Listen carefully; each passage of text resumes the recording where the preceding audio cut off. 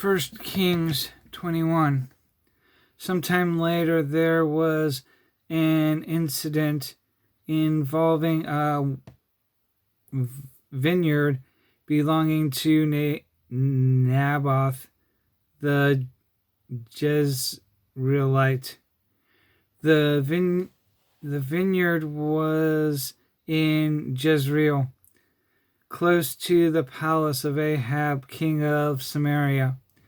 Ahab said to Naboth, "Let me have your vineyard to use for a vegetable garden, since it is close to my palace. In exchange, I will give you a better vineyard, or if you prefer, I will pay you whatever it is worth." But Naboth replied, "The Lord forbid that I should give you the inheritance of my fathers." So Ahab went home solemn and angry, because Naboth the Jezreelite had said, "I will not give you the inheritance of my fathers." He lay on his bed, sulking and refusing to eat. His wife Jezebel came in and asked him, "Why are you so sullen? Why won't you eat?" He answered her, "Because I said to Naboth the Jezreelite, 'Sell me your vineyard,' or if you prefer, I will give you another vineyard in its place." But he said, "I will not give you my vineyard." Jezebel, his wife, said, "Is this how you act as king over Israel? Get up and eat. Cheer up. I'll get you the vineyard of Naboth the Jezreelite."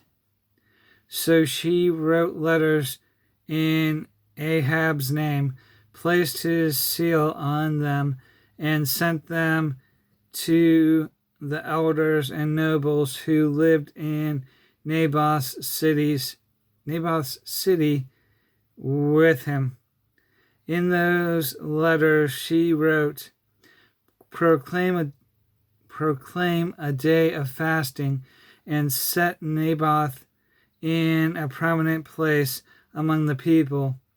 But seat 2 scoundrels opposite him, and have them testify that he has cursed both God and the king. Then take him out and stone him to death."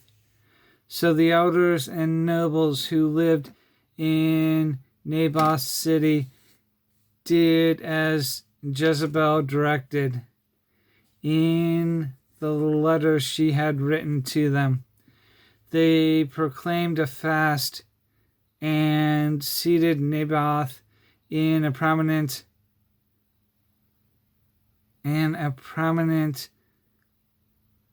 place among the people.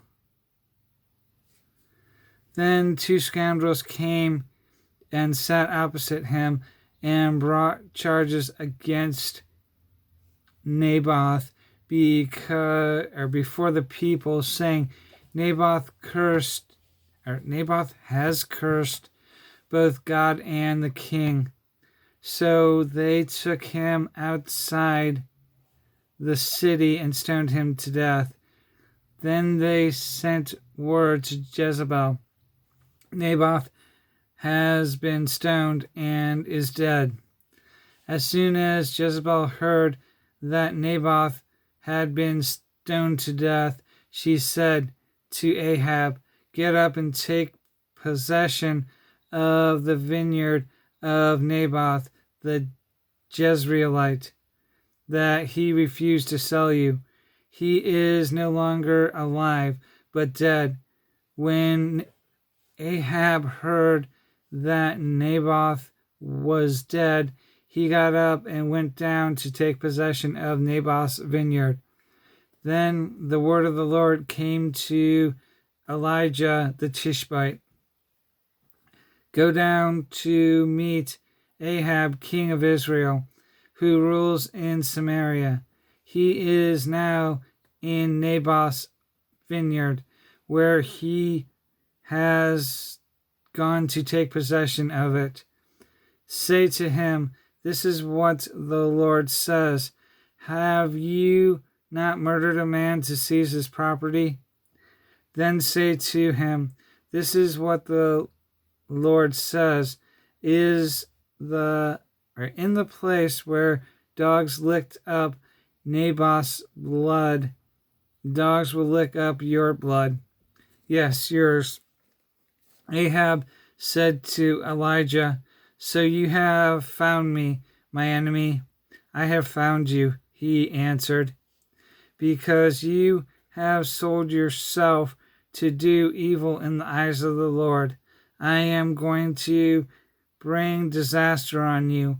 I will consume your descendants and cut off from Ahab every last male in Israel, slave or free. I will make your house like that of Jeroboam, son of Nebat, and that of Baasha, son of Ahijah, because you have provoked me to anger and have caused Israel to sin. And also concerning Jezebel, the Lord says, dogs will devour Jezebel by the wall of Jezreel. Dogs will eat those belonging to Ahab who die in the city, and birds of the air will feast on those who die in the country. There was never a man like Ahab who sold himself to do evil in the eyes of the Lord, urged on by Jezebel his wife.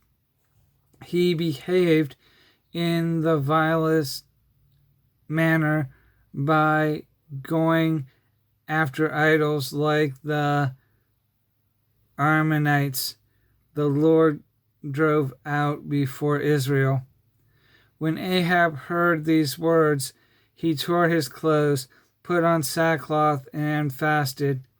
He lay in sackcloth and went around meekly. Then the word of the Lord came to Elijah the Tishbite. Have you noticed how Ahab has humbled himself before me? Because he has humbled himself, I will not bring this disaster in his day, but I will bring it on his house in the days of his son.